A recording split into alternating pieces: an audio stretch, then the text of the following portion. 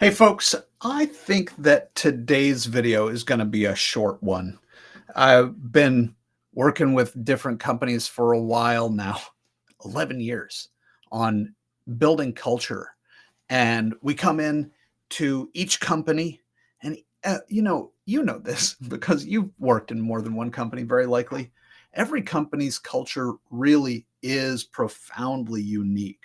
Just like fingerprints, if you don't mind my using a played and very common analogy, maybe a little trite.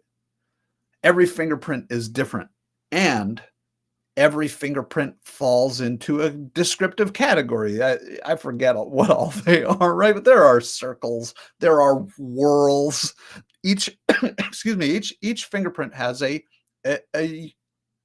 categorizable characteristic in addition to being individually unique. And your culture is like that too. And there are lots of different ways we could probably categorize cultures. Like you could have a an innovative culture or a not innovative culture, lots of different ways to categorize them. Today, I want to focus on conflict. And, conflict is a word that gets a bad rep in my experience. Conflict uh, isn't necessarily bad. You think about two different notes played on a piano, and when you play two notes, the sound of those two frequencies conflicts. If it conflicts in one way, you get dissonance. That sound that's not necessarily so pleasant to hear. It's dissonant because the vibrations hit each other in a way that becomes irregular in our brains, and our brains have difficulty processing it and finding it lovely. Harmony, on the other hand, and please, I'm not a musician or a physicist, so if I'm getting this wrong in some way, I hope you'll forgive me. But when two frequencies are harmonious, then they vibrate together in a way that creates a very regular pattern of conflict between those notes. So your company has a conflict culture. Whether that's a constructive thing or a destructive thing depends on the nature of your conflict culture. And so let's break it down into three different types. You've got the conflict culture, and I'll even put conflict free in an obnoxious middle school quotation marks, because in a conflict free culture, and I've been in these cultures where everybody seems to agree, everybody seems to be drinking the same uh, Kool-Aid, if you will. In a conflict free culture, it's not that there isn't conflict, it's rather that the conflict isn't voiced. And so there's this, in people internalize the conflict. I don't agree with the path that we're taking, and I don't want to make waves, so I'll keep that to myself. And that creates internal conflict for me. And very often that internal conflict starts to breed resentment or distaste. And so the conflict-free culture, the conflict in a conflict-free culture is under the surface. It's maybe not between people, but in one person's own psyche and one person's own mind and one person's own heart. And so what that may lead to is things like turnover. It may lead even to periods of eruption and fracture because the pressure of that internal conflict builds up over time. And so a conflict-free culture, I'm going to call one of the two unhealthy conflict cultures. The other unhealthy conflict culture is a culture of argument. And in a culture of argument, you will find people disagreeing, conflicting very publicly. There's a lot of interpersonal conflict. People will disagree about what is the best path to take, and that disagreement will often lean heavily into logical fallacies. I will make a straw man argument. I'll frame your position in some way that makes it look weak, so that my position looks stronger. I may go around your back to execute something that I would like with somebody else. That we're making factions and things are becoming political in this kind of argument culture. People are walking on eggshells, often wondering how is this going to go, and often in these kinds of environments where we've got an argument culture. One of the logical fallacies that people will lean on, unfortunately, is the ad hominem attack. Instead of addressing the weaknesses in your position and the weaknesses in your argument, I may attack you directly. And so I think of one of our recent clients where one person on the leadership team said in a meeting where we were working to resolve some of the challenges that they were facing, he said, well, if some people would just do their job, with a kind of knowing glance to another leader in the room, this is an argument culture. And unfortunately, often in an argument culture, it's not the best idea that wins. It is instead perhaps the highest person on the totem pole, whether that's a matter of rank or some other type of status.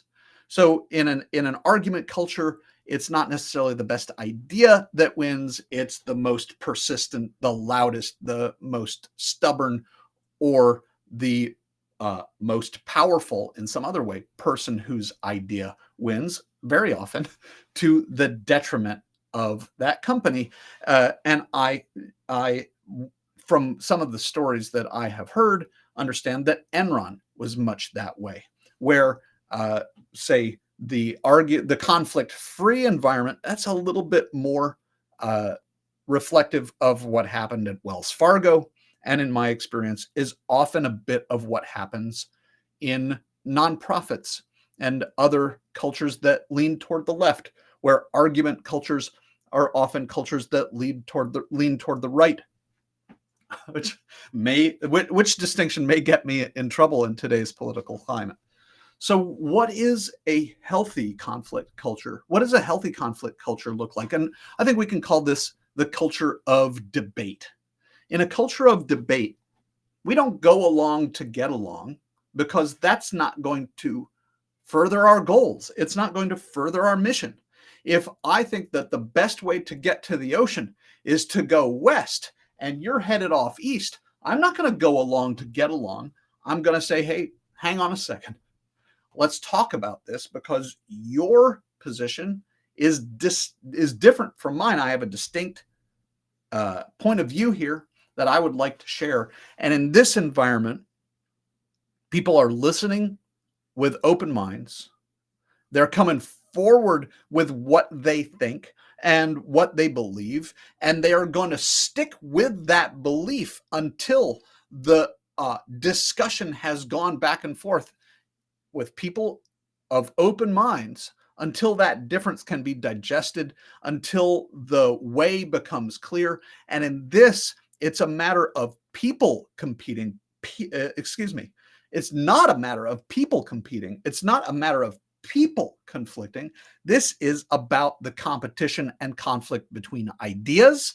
And just like in our justice system, when it's working at its best, this adversarial system is each position has an advocate, and those advocates are working on behalf of their position, not to ensure that their position wins, but instead to ensure that their position gets its day in the sun, gets its best articulation, it gets its best defense.